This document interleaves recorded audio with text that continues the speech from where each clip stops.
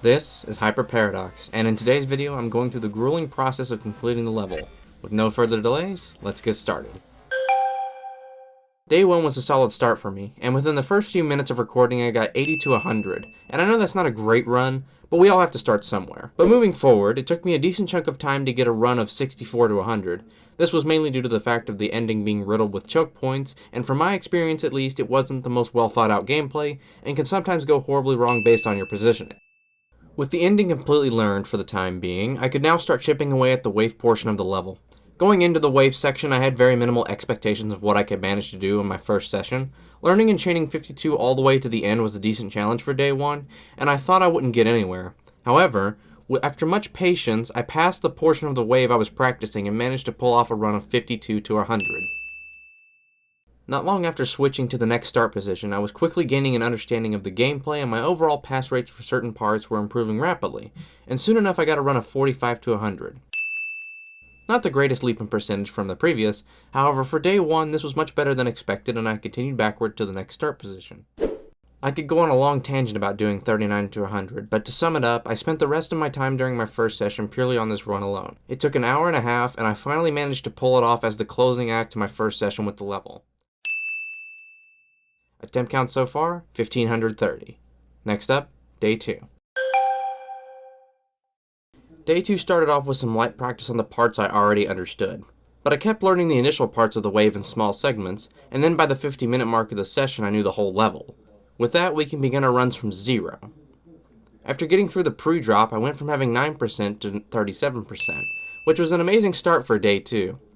Shortly thereafter, about 5 minutes to be precise, I got 39, almost getting to the part I'd heavily practiced and got comfortable with. After a while of constantly falling short of a new best, I managed to break past the first wave into the part I'd practiced the most. The end result was a death of 45%, which wasn't bad progress for day 2. Shortly thereafter I got 54 as well, now surpassing the halfway point. Not even a few minutes later I got 59, and then 60 shortly thereafter. But those were small advancements into the level.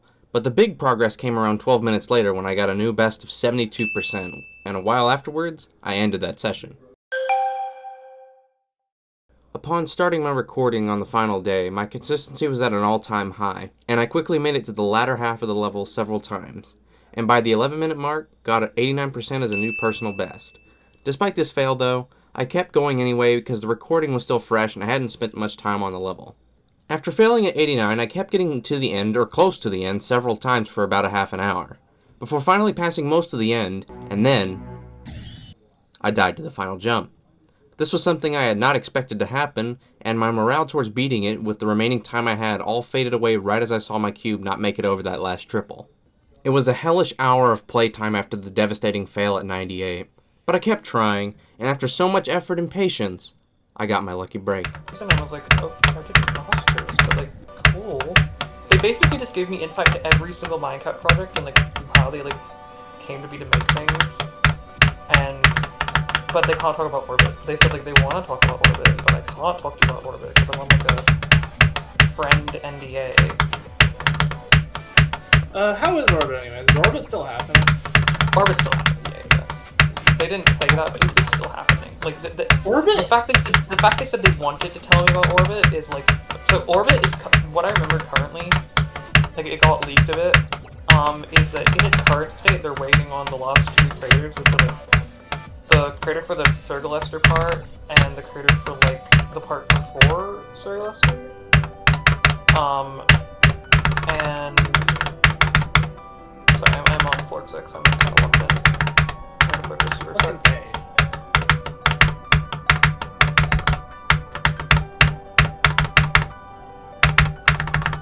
Watching Hajime no Ippo, Jackie's gonna be peak.